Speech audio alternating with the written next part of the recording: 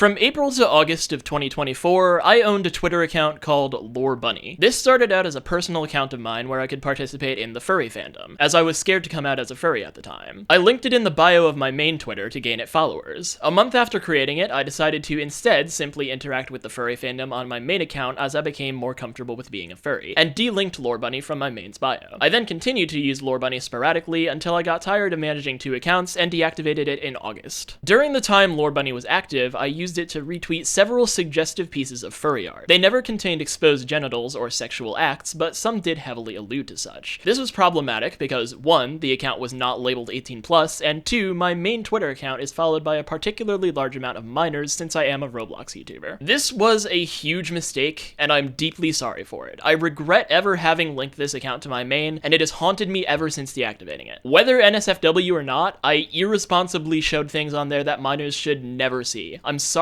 to any minor that saw any of this, and I promise it will never happen again. That being said, however, since I initially admitted to this mistake on Twitter, certain people have been using it to spread rumors that I am a pedophile and even a zoophile. I'd like to use a portion of this video to provide an explanation as to why I made this mistake, in order to clear the air and demonstrate that it was not made out of malice, and I have never intended to endanger children. What I'm about to say isn't meant to make you feel pity for me, it's only meant to show that I am not a dangerous person. To put it simply, I forget the amount of influence I have sometimes. I am very isolated in the content creation space. My channel is quite niche, and I never really collaborate with anyone. I'm not friends with any content creators with nearly the same amount of subscribers as me, except Toasted Cherries. Also, compared to many other YouTube creators my size, my Twitter is pretty small. It only has around 2,000 followers and receives comparatively little interaction, despite me posting pretty regularly on it. When I made the Lorebnuuy account, it only got around 20-something followers in its first week, if I remember correctly. After a while of getting hardly any interaction on that account, I assumed no one really cared about it, which in my mind gave me freer reign to post whatever I wanted on there. I would never retweet actually pornographic imagery publicly,